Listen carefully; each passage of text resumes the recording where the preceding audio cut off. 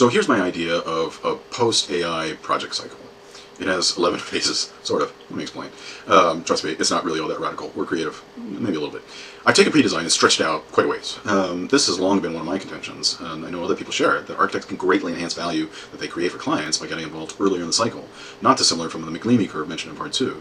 Pre-design 1 is something like strategic planning, goal analysis, competitive analysis. Like every business, we should be in our client's business, asking them what their business goals are, not what their building goals are. I don't know, that's misguided, I think. Site finding is another one. Architects are historically constrained by the fact that a client will come to the table with a particular site already selected. But why does the client believe that that site is the best site for that project?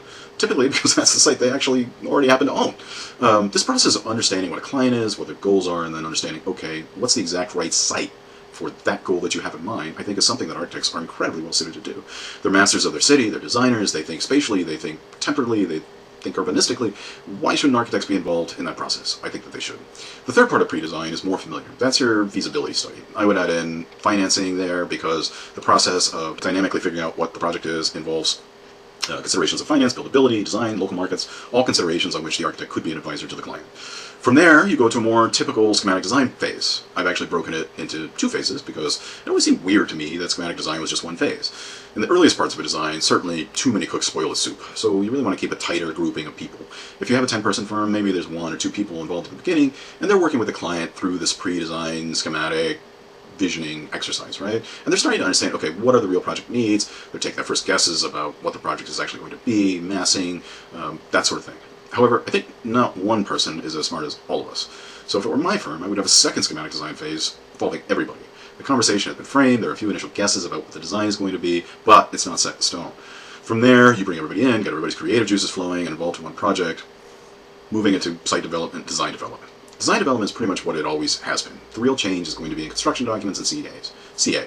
So, in my vision, CDs and CA are blended in a certain sense. I would break CDs into 2 phases. The really hard part of CDs, which I regard as the initial part, is setting up the project, especially in a future where autonomous, artificially intelligent architects may be doing a lot of the CD work.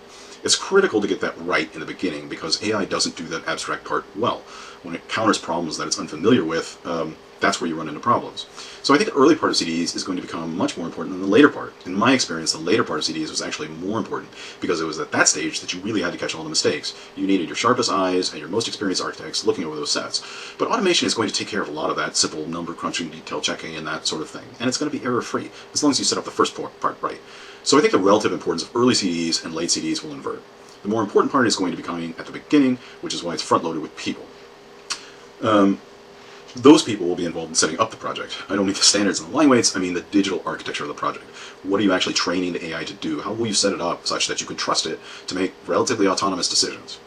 Now, you get to these 2 transition phases, which are in between CDs and CA, at the beginning of the construction. I think that the fact that we typically have very sharp divisions between end of CDs and the beginning of the construction phase has historically been another enormous value loss for architects. Why do we do that?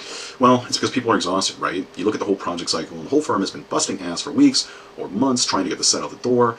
It goes into construction and it's like, oh, okay, phew, it's the contractor's thing now. It'll be at least, 3 hours before I get hit by an RFI. I still got to do the CA, but, we're moving on to bigger and brighter things. There's some lure of the excitement of new projects. So now all of a sudden, after months of checking line weights and title blocks for the last couple of weeks, you've got a chance to go back to the drawing board, literally and figuratively. It's really natural, I think, that architects create a break between the end of CAs and the start of CA, sometimes even assigning completely different departments or staff to the same project. But I think it's a value loss. I think similar to the McLeamy curve, but as applied to construction, architects can create a lot more value and avoid a lot more problems if they're more heavily involved and continuously involved in the early part of construction. So as CDs are drawing to a close, what happens with the construction phase? Well, put the architects on it that might be proactive about construction administration.